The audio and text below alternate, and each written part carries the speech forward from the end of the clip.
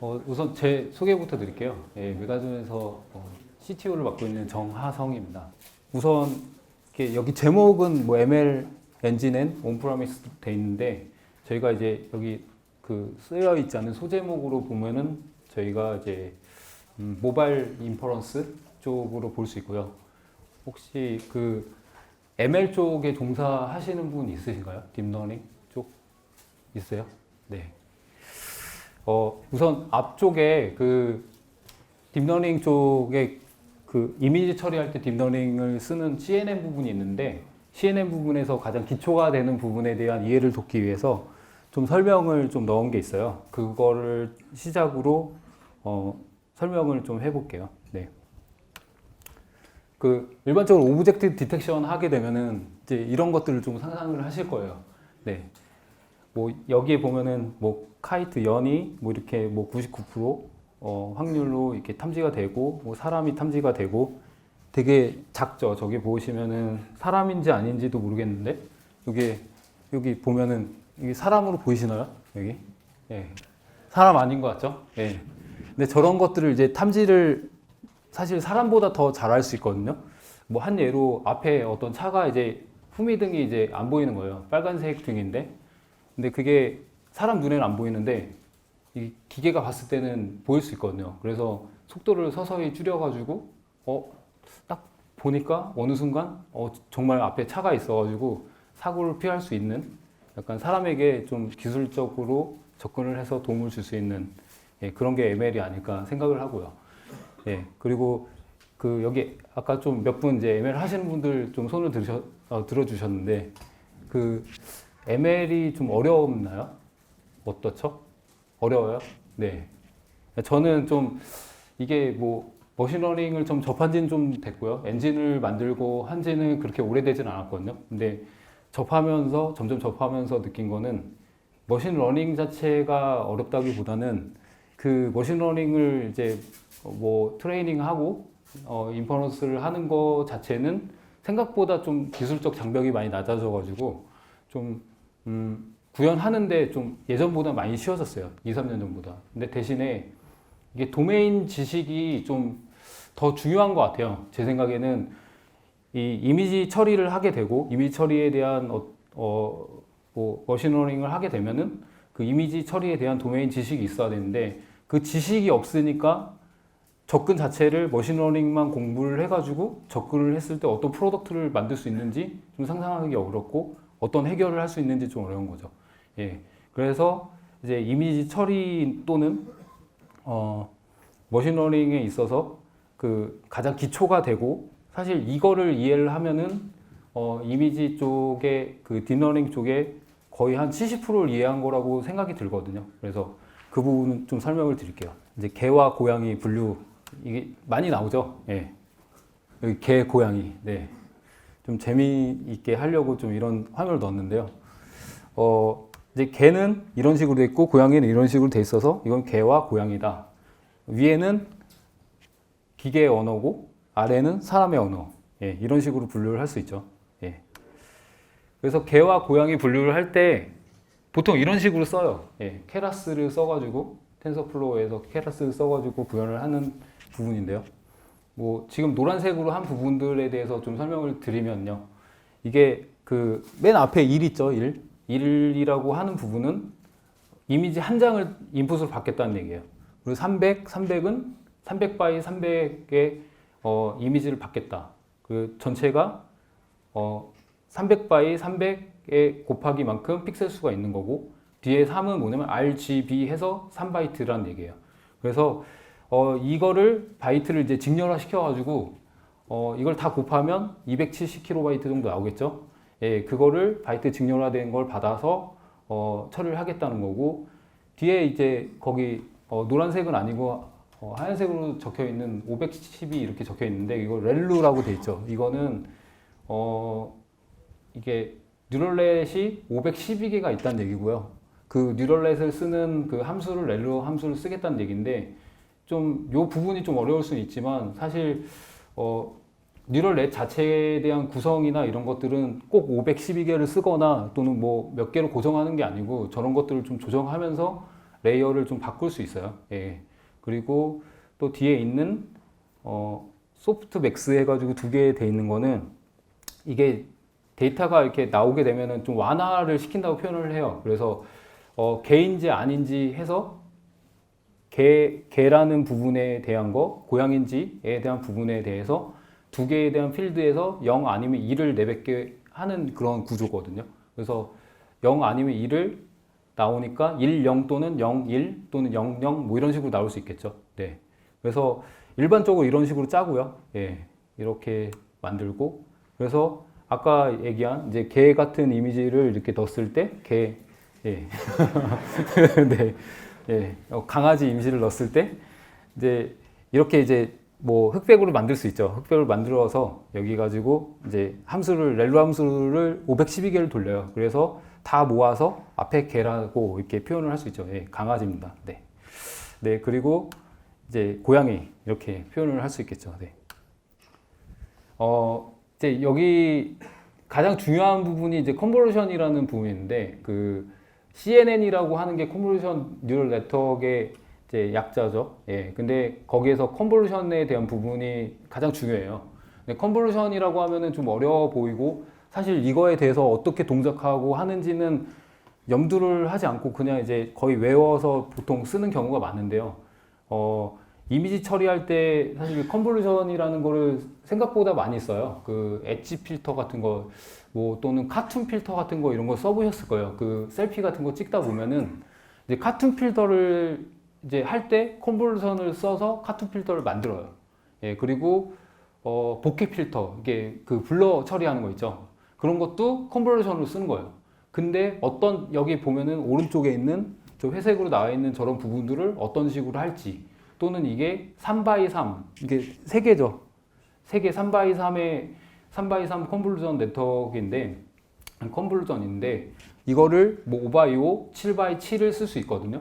예. 그래서 그런 거에 따라서 어떻게 좀 더 자연스럽게 나올지 또는 여기에 뭐 적분이나 미분 같은 거를 좀 어느 정도 섞어서 이런 분포도를 좀 잘 조정을 할 수 있거든요. 그래서 필터를 만드는데 그런 필터에서 추론을 좀 해가지고 그런 이제 컨볼루션을 섞어서 거기 있는 파라미터들을 자동으로 조절하게 만들고 그 뒤에 뉴럴넷을 연결을 해가지고 만든 게 CNN이에요.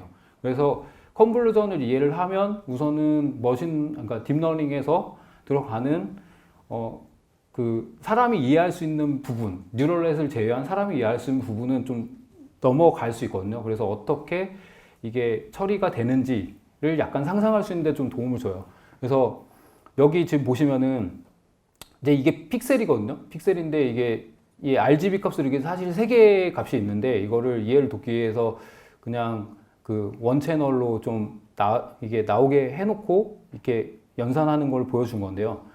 여기에 뭐 1, 15, 61 이런 게 있고 이거를 팩터를 이렇게 놔둔 거예요. 근데 여기 있는 거는 사실 여기 있는 거가 원이 좀 커 보이지만 사실 여기 있는 픽셀을 하나를 갖고 왔다고 친 거거든요. 그래서 가장 여기서 딱 찝은 게 여기 110이에요. 네, 110이고 그 주위에 있는 픽셀들에 대한 정보들을 갖고 와서 그 픽셀들에 대한 정보를 한 점을 만들 때 요거를 다 이런 팩터들을 줘서 연산을 해서 얼마가 나오더라. 예, 이렇게 하면은 그 한 점이 나오겠죠. 한 점을 연산을 할 때, 한 점을 연산할 때 9개를 갖고 와서 연산을 해야 되니까 연산 양이 많겠죠. 그래서 CNN이 느린 이유가, 예, 이것 때문에 그렇고요. 예. 그리고 이렇게 이제 이런 형태로 이제 팩터를 이렇게 줬을 때, 아까 얘기한 이제 엣지 필터를 기본적으로 보는데, 이 엣지들을 좀 살아나게 할 수 있어요. 이렇게. 그래서 왼쪽에 있는 거가 흑백이고 오른쪽에 있는 것도 흑백이지만 뭔가 이게 구분이 명확하게 나오는 형태로 나오고요. 그래서 이런 형태를 추론을 더 도와줄 수 있는 약간 레벨이 CNN에서 컨볼루션 역할이 이렇게 이 엣지를 딱 구성할 수 있게끔 만들어 주니까 어떤 영역에 대한 구분을 좀 할 수 있다. 이 정도의 추론이 되겠죠. 예. 그리고 이제 이게 보면은 다음 거가 이제 좀 다르죠. 이렇게 옆에 보면요. 예. 이렇게 다르고 이게 다른 이유는 팩터가 다르니까 이렇게 나오는 거고요. 네. 흐려진 이유는 여기 보면 마이너스 값이랑 0의 값이 더 분포가 돼 있어요. 팩터로. 그래서 좀 흐리게 나오는 경향을 만들 수 있죠. 네. 우선 여기서 문제를 하나 내볼게요. 그 300 x 300을 컨버전을 돌렸을 때 아웃풋으로 나오는 픽셀 수가 몇 바이 몇인지 아시는 분 있나요? 가장자리에 있는 픽셀이 이제 그 맨 위하고 맨 아래가 날아가니까 298 바이 298이 돼요. 왜냐면은 이게 연산을 하게 하려면은 맨 첫 부분에 있는 거는 연산을 이제 못 하겠죠? 그러니까 하나는 건너뛸 거 아니에요. 건너뛰어가지고 하기 때문에 맨 윗줄에 있는 게 날아가고 이제 뭐 가로 세로 했을 때 한 줄씩 날아갈 거예요. 처음에. 그리고 마지막 끝으로 넘어갔을 때 끝에 부분에서도 한 줄은 연산을 못 하겠죠. 네, 그래서 이게 계속 하다 보면 이게 사이즈가 줄 거 아니에요. 그래서 줄게 되면은 해상도가 좀 떨어지는 부분이 있으니까 다시 키우고 이런 부분들이 중간중간에 들어가요. 근데 그게 왜 들어가는지는 컨버전을 알아야지 이제 알 수 있겠죠, 당연히. 그래서 제가 보기에는 되게 중요한 부분인데 이런 부분들에 대한 거를 사실 그렇게 염두하지 않고 보통 설계를 하거나 그냥 이렇게 되니까 가는 경우가 많은데 뭐 그렇게 시작하셔도 될 것 같아요, 우선은. 근데 나중에 가가지고는 왜 이렇게 되는지, 왜 이게 필요한지를 다 알아야지 이제 어떤 해결에 대한 근본적인 해결을 좀 할 수 있죠. 네, 네. 풀링에 대한 부분인데요. 이제 풀링이라고 하면은 어떤 그룹을 묶는 거예요. 그 풀이라고 얘기하면 되죠. 그 풀을 묶어서 그 풀에서 어떤 데이터를 뽑는다. 근데 보통 이제 맥스 풀링만 보통 많이 해요. 맥스 풀링을 하는 이유는 이제 여기 있는 값들 중에 최대값을 갖고 오게 돼 있겠죠. 최대값을 갖고 오니까 맥스인 거예요. 풀링에서의 맥스. 그럼 미니멈 풀링도 있고 에버리지 풀링도 있을 거잖아요. 예, 그리고 뭐 스퀘어 풀링도 있을 수 있고요. 근데 일반적으로는 이제 맥스 풀링을 많이 쓰게끔 돼 있으니까, 왜냐면은 가장 선을 뚜렷하게 보여줘야 되니까 맥스 풀링을 쓰는 거예요. 그래야지 좀 추론하기 쉬울 것 같고 당연히 추론이 더 잘 되겠죠. 그래서 이렇게 해서 이렇게 2x2의 풀링을 엮어서 거기에서 가장 최대값을 갖고 오는 부분으로 나오게 되고요. 이게 그 전에 이걸 발표를 어디서 한 적이 있는데 그 맥스 풀링을 하게 되면 사이즈가 무조건 반으로 줄지 않냐. 그러니까 풀링을 하게 되면 무조건 반으로 줄지 않냐라고 얘기하시는데 정확히 얘기하면은 풀링이 주는 건 아니거든요. 풀링이 주는 건 아닌데 왜 풀링으로 했을 때 주는 거라고 생각을 하시냐면 여기에서 그 뛰어넘기 기능을 보통 넣어요. 뭐 그 스트립이라고 하기도 하고 하는데 여기서 뛰어넘기를 하게 되면은 이 뛰어넘기를 2를 주잖아요. 그러면은 요거를 요렇게 다음 걸 요렇게 연산을 하면은 줄지 않을 건데 요렇게 연산하고 요렇게 연산해요. 예, 여기도 그렇게 예제가 나와 있죠. 이게 정확히 얘기하면 2x2 풀링 그리고 뛰어넘기 2번 한 거예요. 뭐 스트립 2번 한 걸로 스트립 2로 이렇게 그 보시면 되는데 그 원래 풀링 개념 자체는 그런 게 스트립이 들어와 있는 게 아니고요. 그냥 요거 자체가 그냥 이렇게 묶는 거가 풀링이에요. 예, 그래서 이거를 만약에 3으로 주면 여기부터 이렇게 하겠죠. 또 다시 이만큼 띄워놓고. 근데 2x2만 그 생각을 하신 거예요. 왜냐면 풀링의 개념을 모르니까. 그래서 풀링의 개념을 알면 그거는 이거를 어떻게 연산을 할지에 대한 부분으로 나가니까 그거를 뛰어넘기를 더 할지 뛰어넘기를 좀 덜 할지 이 정도까지 좀 생각할 수 있겠죠. 네. 그래서 그 풀링에 대한 효과예요. 이게 필터로 봤을 때 확실히 이게 딱 인지가 되거든요. 그래서 보시면은 2x2 풀링을 했을 때 여기 보이는 이런 아까 컨버전을 태우고 그 다음에 나온 이제 필터를 맥스 풀링을 했을 때 뭔가 더 진해졌죠. 그래서 이게 그 해상도가 확대된다 뭐 이런 표현을 하거든요. 이미지 처리에서. 네. 그리고 이제 뒤에는 이제 엣지 인퍼런스에 관련된 건데 여기까지 혹시 질문 있으세요? 네. 없으신가요? 네. 뒤에는 이제 엣지 인퍼런스에 관련된 거예요. 근데 이제 엣지 인퍼런스를 그 혹시 아시는 분 있나요? 네. 엣지 여기에서 엣지 컴퓨팅하고 좀 다르거든요. 여기서 엣지는 그 모바일이나 또는 그 IoT 기기, 그러니까 종말단에 있는 거에서 인퍼런스를 끝내는 거예요. 그러니까 클라우드로 보내지 않고 인퍼런스 자체를 그 종말단에 있는 걸로 끝내야 돼요.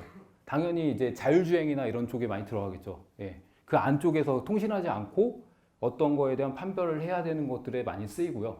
이게 필요한 이유는 실시간성을 요하는 거는 다 엣지 인퍼런스가 필요하다고 유추하시면 돼요. 예. 꼭 아닌 경우도 있는데, 뭐 예를 들어서 실시간성인데 뭐 5초에 뭐 한 번씩 해도 된다는데 통신망이 괜찮아가지고 그런 경우는 뭐 해도 되고, 또는 예를 들어서 PC를 여기 놓고 라우터를 놓은 다음에 거기서 통신해가지고 만약에 결과값을 갖고 오는 거인 경우에는, 예, 그런 형태에서는 또, 예, 그것도 리얼타임으로 좀 볼 수 있지만 좀, 예, 일반적으로 리얼타임이라고 하면은 뭐 한 20프레임 이상 또는 뭐 초당 10프레임 이상 처리하는 걸로 관점을 봤을 때는 그 엣지 인퍼런스가 무조건 들어가야 되고요. 당연히 써야 되는 걸로 가겠죠. 네. 그래서 여기 보시면 이제 자율주행 같은 걸 할 때 인지할 수 있고, 이게 점선인지 실선인지 또는 뭐 앞에 여기 횡단보도가 있는지 또는 구분도로인지 직선도로인지 오르막길인지 내리막길인지 이런 판단들을 다 할 수 있겠죠. 그래서 응용 분야인데, 이제 아까 얘기 드린 대로 자율주행이 있을 거고요. 축사관리 안전모 확인, 심볼 학습이 있는데, 그 지금 요번에 설명드릴 거는 심볼 학습에 대한 부분이에요. 축사 관리는 뭐냐면요. 그러니까 이게 어떤 분야에서 그 요구사항이 분명히 나와요. 어떤 요구사항이 분명히 나오는데 그 요구사항 자체가 이거를 오브젝트 디텍션으로 좀 이걸 해결할 수 있을 거라고 생각하는 게 아니라 그냥 이거는 ML로 될 것 같은데 그게 뭔지는 모르고 이제 접근을 하시고 또 그런 거를 뭐 되지 않냐라고 물어보시는데, 그 같은 분야인데, 요즘에 뭐 돼지 열병 유행하잖아요. 근데 그 이런 걸 하면서 알게 된 게 당연한 건데 당연히 인지를 못하고 있었고요. 근데 돼지도 아프면 누워요. 예. 그 사람도 아프면 누워 있잖아요. 근데 돼지도 아프면 눕고 뭐 설사도 하고 토도 하는 거예요. 당연히 동물이니까. 그래서 그런 거를 이제 감지를 하는 거예요. 뭐 토하는 걸 감지를 해달라. 또는 어떤 돼지가 뭐 계속 누워 있어요. 그럼 얘는 아픈 거야. 이렇게 인지할 수 있죠. 예, 그런 거를 해서 뭐 구제역이나 또는 지금 열병 같은 것들을 탐지를 좀 할 수 있는 그런 걸 만들어줄 수 있냐, 뭐 그런 거를 물어보시는 고객도 있었고요. 안전모 확인 같은 경우는 뭐냐면은 사람을 이제 탐지를 해서 이제 그 우리나라 분들 같은 경우에는 말을 잘 들으니까 안전모를 항상 쓰세요. 근데 이제 요즘에 건설 그 노동자분들 보시면은 이제 한국 분들 아닌 분도 많잖아요. 그래서 동남아 분들이 많은데 자기가 죽을 수도 있는데 그걸 생각하지 못하시고 이제 안전모를 이제 안 쓰시는 경우가 되게 많아서, 근데 이게 귀책 사유가 회사에 있나 봐요. 그래서 안전모를 좀 체크를 해줄 수 있냐, 이런 부분도 들어가는 거예요. 그래서 사람을 탐지하고 이게 사람이 안전모를 쓴 사람인지 안전모를 안 쓴 사람인지. 근데 아마 이제 이런 경우가 있을 수도 있어요. 이게 안전모인지 아니면은 그냥 모자인지를 좀 모를 수 있잖아요. 네. 그래서 그 모자 자체를 그냥 탐지하는 걸로 레벨로 보면 되죠. 네. 그래서 뭐를 썼든 그냥 썼다고 판단을 하든가 아니면 안 썼다고 판단하든가 뭐 이 정도로 구별을 할 수 있을 거예요. 이런 것들 가능하고요. 그 오늘 좀 소개를 좀 이따가 좀 드릴 거는 심볼 학습인데, 이 심볼이 이제 자동차에 심볼들이 많잖아요. 이제 그런 것들을 오브젝트 디텍션을 통해 가지고 학습을 하는 거예요. 예. 그래서 사례가 이제 기아차거든요. 그래서 기아에서 이제 저희한테 컨택을 줬어요. 그래서 기존에 있었던 어떤 그 앱인데, 매뉴얼 앱인데, 그거는 AR로 핸들을 이제 탐지를 하고 핸들 위에 저런 버튼들을 이렇게 올리는 거예요. 여기 보이시죠? 이런 버튼들을 올려서 이렇게 탐지해서 이제 쓸 수 있게끔 하는 영상들인데 한번 보실까요?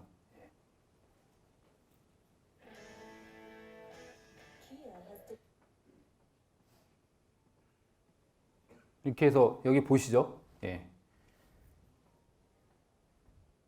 이런 형태로 하는데, 이제 이게 동영상도 나오고 설명이나 뭐 이런 것도 매뉴얼이나 이런 것도 제공을 해줘요. 근데 이게 문제가 뭐냐면은 그 기존에 썼던 게 AR 형태다 보니까 AR은 핸들을 잡죠. 또는 기어 박스를 잡을 수도 있고 앞에 대시보드를 잡을 수도 있는데 문제는 제가 튜닝을 할 수도 있잖아요.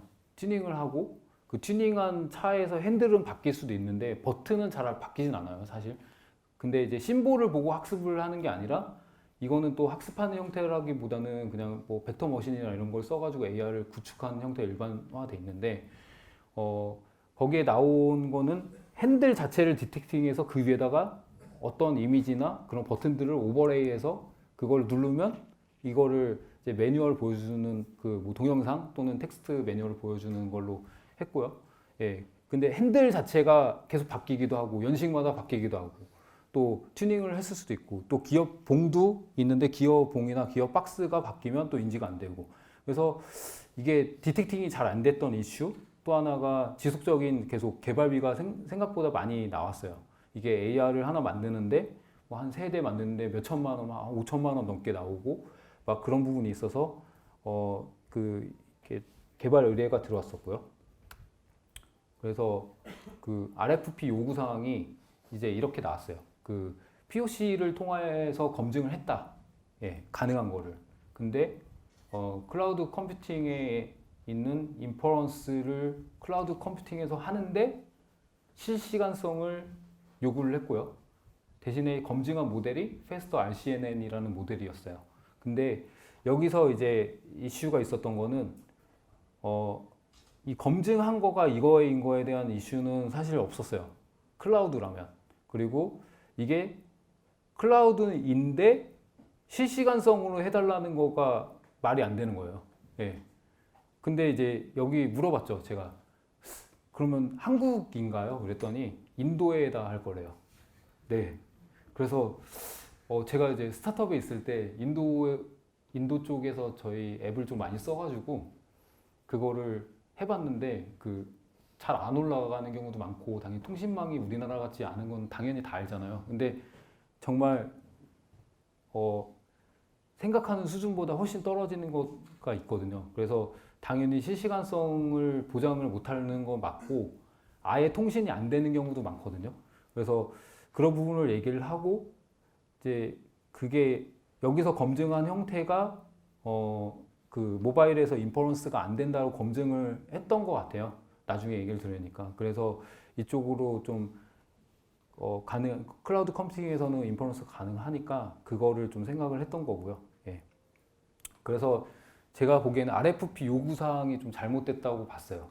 그래서 이거를 RFP 요구사항에 맞추는 게 답이 아니고 새로운 걸 좀 제시를 했거든요. 그래서 제시한 내용은 이제 이와 같고요.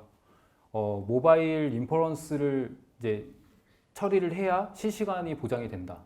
그래서 대신에 Faster RCNN 같은 경우는 모바일에 탑재가 안 돼요. 아예 그 탑재가 되는 모델이 아니라서 뭐 속도를 떠나서 탑재 자체가 안 되니까 안 된다고 얘기를 했고 그리고 모바일 넷이라는 것을 통해서 모바일에서 실시간을 처리를 할 수 있을 것 같다. 예. 그리고 이런 프리 트레인드 된 모델 자체를 우리는 학습을 시켜서 처리를 하겠다. 그리고 또 하나가 저희가 이제 이런 모델 만드는 게 끝이 아니라 이제 뭐 IoT든 뭐 핸드폰이든 이제 스마트폰이든 똑같이 들어가는 것들이 모델에 대한 배포 관리하는 게 중요해요. 근데 이런 것들을 만드는 것도 또 하나의 프로젝트거든요. 근데 MLKit이라는 게 있어요.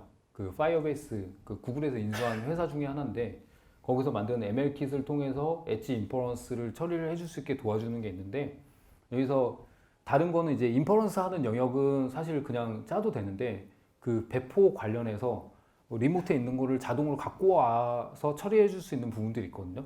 근데 그런 이제 버전 관리나 그런 형상 관리에 대한 부분도 해주기 때문에 이거를 MLKit을 좀 적용해가지고 쓰는 걸로 저희가 모델을 잡았어요. 네. 그리고 이제 구현 방법은 여기 보이는 것처럼 텐서플로우 에서 클라우드 스토리지에 올리고 클라우드 오토 ML에다가 이제 저 트레이닝을 시키는 쪽 모델로 봤고요. 그리고 MLKit 그 ML킷으로 이제 그 모바일 쪽에다 서빙을 하는 걸로 얘기를 했죠. 예, 근데 이슈가 이제 저희가 그 오토 ML에서 모델이 다운로드가 안 돼요. 그래서 그거를 다운로드가 안 되니까 그 다운로드 안 되는 거를 모바일에다가 포팅을 할 수가 없어가지고 그거를 이제 구글에다가 좀 제안을 했어요. 예, 구글 코리아에 계신 분한테 제안을 해서 다운로드를 받게 해달라 했는데 이게 거의 몇 달 동안 계속 펜딩이 되고 안 되다가 최근 와가지고 이제 모바일의 그 버전으로도 포팅을 다운로드 받을 수 있는 버전까지 나오는 걸 확인을 했고요. 근데 이때 당시에 제가 2달, 3달 지나고서 이제 프로젝트 계속 진행을 하고 있는데 그때는 다운로드가 안 돼가지고 저희가 이제 자체 개발을 했어요. 예. 네. 그래서 이제 여기 나온 거는 OTML에서 모델 다운로드가 안 되는 거는 기존에 이게 며칠 전에 이제 알았던 내용이고요. 근데 지금 현재는 이제 다운로드가 돼요. 그래서 어느 정도 쓸 수 있는데 아직 저희가 퍼포먼스나 뭐 여러 가지 테스트를 해본 건 아니라서 예, 보장은 못 하고요. 우선은 이때 당시에는 다운로드 안 돼서 저희가 제안을 따로 했어요. OTML 대신에 이제 파이프라인 자체를 개발하고요. 예. 여기가 지금 겹쳐 있는데 여기 보면은 그 이미지하고 박스거든요. 이미지하고 박스를 수집을 하는 걸 하고 그 다음에 이미지하고 박스를 TF 레코드라는 게 이제 학습하기 위한 데이터예요. 텐서플로우에서 학습하기 위한 데이터를 TF 레코드라고 하는데 이걸로 변경을 하고요. 예, 컨버팅을 하고 그 다음에 텐서플로우 레코드, TF 레코드와 프리트레인드 모델 그리고 여기에 있는 파이프라인에 관련된 컨피그를 이제 같이 놓고요. 그리고 파이썬 코드로 GCS에다 요 네 개를 같이 업로드를 해요. 업로드를 하고 그 다음에 ML 엔진이라는 부분이 있는데 ML 엔진에서 TPU를 사용해서 트레이닝을 돌려요. 이렇게 되면은 이제 이게 뭐 몇 시간 또는 길게는 뭐 10시간, 12시간 후에 이제 모델이 나오고요. 근데 그 모델에 대해서 이제 텐서보드로 체크를 하고 그 체크한 모델을 이제 바로 쓸 수 있는 게 아니고 그 체크 포인트로 돼 있는 모델이 나와요. 그 체크 포인트 된 모델을 텐서플로우의 그 PB 모델 그 컨버터를 이용해 가지고 PB 모델로 바꾸고 이제 이거는 일반적으로는 텐서플로우 라이트에서는 못 써요. 그래서 요거를 한 번 더 컨버트를 해야 돼요. 그래서 텐서플로우 라이트의 버전에 맞게 컨버트를 하고 좀 전에 앞쪽에서 얘기한 그 ML킷 같은 경우는 ML킷은 텐서플로우 라이트하고 이름이 다르니까 지금 헷갈리실 수 있는데 그 텐서플로우 라이트를 좀 쉽게 구현할 수 있게끔 랩핑해 놓은 거예요. 그래서 텐서플로우 라이트에 있는 그 모델을 그대로 ML킷에서 쓸 수 있어요. 그래서 이렇게 하는 과정 7단계 정도 있고요. 저희가 이 7단계 과정에서 트레이닝 쪽 관련된 솔루션을 이번에 하면서 만들어서 좀 개발 지식이 어느 정도 있으신 분이면 어느 정도 쓸 수 있고요.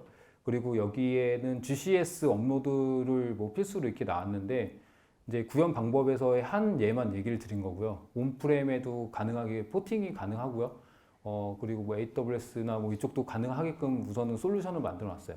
그리고 기아차 사례에서 이제 ML킷을 쓴 이유에 대해서인데 자동으로 아까 얘기한 버전 관리가 되고 배포 관리가 되는 용이한 그런 게 있고 텐서플로우 라이트가 C++로 구현돼 있어가지고 C++를 이제 좀 어느 정도 이해해야지 가져다 쓸 수 있는 부분이 필요한데 ML킷은 코틀린이나 스위프트 같은 그 언어에 인터페이스 잘 맞춰져 있어가지고 좀 C++를 잘 몰라도 좀 쓰기 용이해요. 그리고 또 하나가 RGBA를 RGB로 컨버팅하는 건데 이제 이런 것들이 좀 사실 제일 속도를 저하시키는 부분 중에 하나인데 PC하고 모바일과에 대한 차이가 있어요. 그래픽 처리에서 차이가 뭐냐면 일반적으로 PC 같은 경우를 기준으로 하게 되면 CPU 연산과 GPU 연산이 두 개가 분리가 돼 있잖아요. 그건 다 아시는데 우리가 뭐 이렇게 트레이닝을 시킬 때도 그렇고 뭐 일반적으로 봤을 때 분명히 어떤 거는 CPU에서 연산하면 빠른 게 있고 GPU에 연산한 게 빠른 게 있을 거예요. 근데 두 개를 섞어서 쓰지 못해요. 프로그래밍 자체가. GPU는 GPU 프로그래밍만 하고 한번 거기서 태우게 되면은 그냥 GPU에서만 돌리는 거고 CPU에서는 CPU로 프로그래밍해서 CPU만 돌리는 쪽으로 간단 말이죠. 근데 그 이유가 뭐냐면은 이거를 CPU에서 연산한 거를 GPU에 넘기는데 메모리 복사를 해요. 왜냐면 GPU 메모리와 CPU 메모리가 따로 돼 있어요. 별도로 분리가 돼 있어서 이게 GPU는 CPU에 있는 메모리에 접근을 못하고 CPU는 GPU 메모리 접근을 못하니까 그 메모리에 복사하는데 시간이 엄청 많이 오래 걸려요. 예. 그래서 그런 거가 초당 몇 번씩, 몇십 번씩 해야 되니까 이제 당연히 되게 느리겠죠.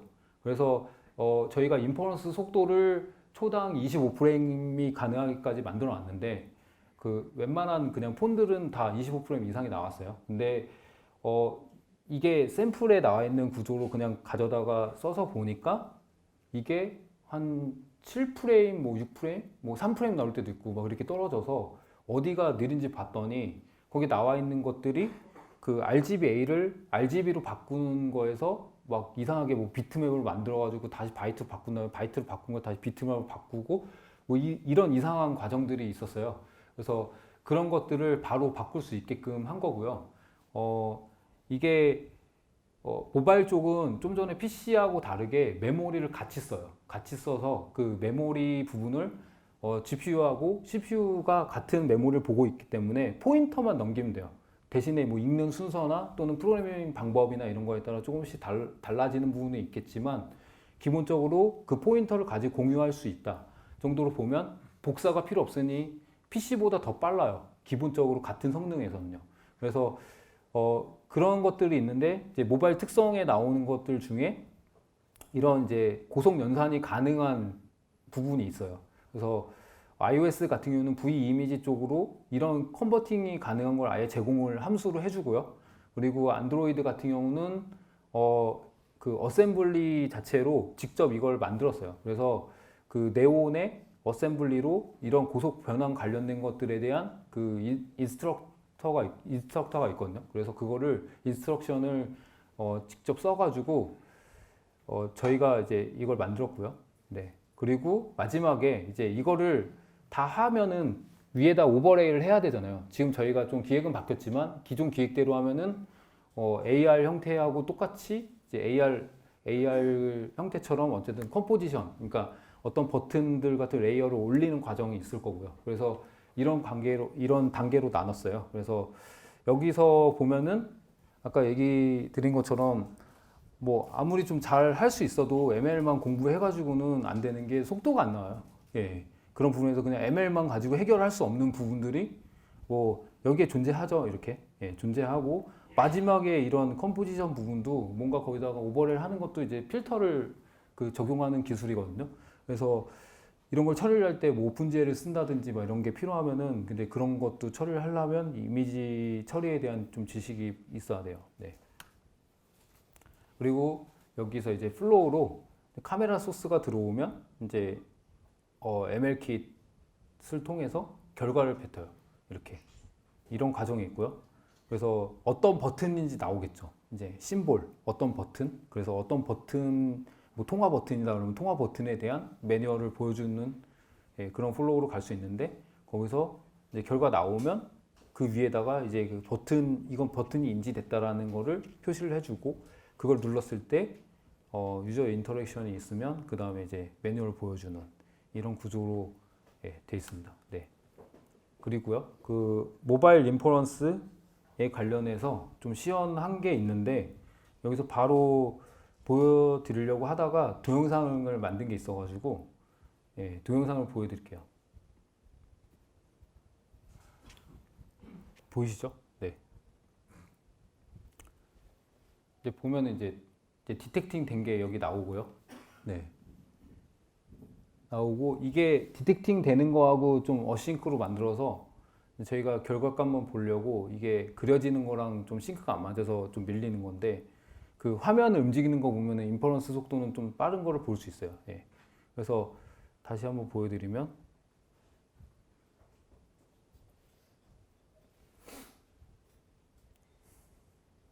여기 보면은 이렇게 3개 버튼 나오죠. 3개 버튼 박스 쳐져 있죠. 예. 그래서 나머지는 트레이딩을 안 시킨 거예요. 예, 안 시킨 거고 오른쪽에 있는 박스에서도 저 2개 종류를 예, 해준 건데 오른쪽에 있는 거는 좀 잘렸는데도 저렇게 나오잖아요. 예, 그 추론이 저렇게까지 가능해요. 네, 그리고 ML 엔진 이제 AI보의 ML 엔진 학습 보는 건데 이거는 잠시만요. 여기 여러 가지 이제 잡들이 올라가 있는데요. 이게 이제 원격으로 어떤 형태의 트레이닝을 시키겠다고 올리는 과정이 있어요. 그거를 아까 그 7단계 중에 어떻게 패키징을 해서 TF 레코드를 만든 다음에 그거를 몇 개 뭐 프로그램이랑 같이 다 패키징을 해서 그거를 올리고 그걸 실행을 하면 여기 올라가요. 올라가고 여기 이제 이게 이제 페일 나온 거고요. 이게 이제 실행 성공한 건데 성공이 되면 이 모델들을 여기 스토리지에 이제 올라가게 이제 타겟팅을 해놓으면 여기 올라가거든요. 그러면은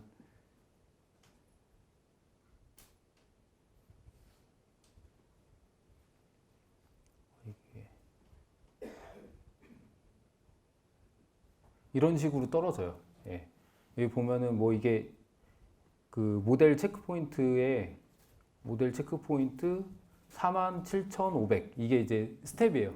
예, 47,500번째 스텝에서의 체크포인트다라는 게 여기 나오고 마지막에 저희가 5만 이터레이션을 돌렸기 때문에 5만 스텝을 돌려서 이게 5만 스텝이 저장된 걸 볼 수 있고 요거를 컨버팅 툴을 좀 써가지고 돌리면은 여기가 아웃풋 나오는데 이 PB 파일하고 이 텐서플로우 라이트 파일을 이렇게 만들 수 있는 걸 볼 수 있어요. 네.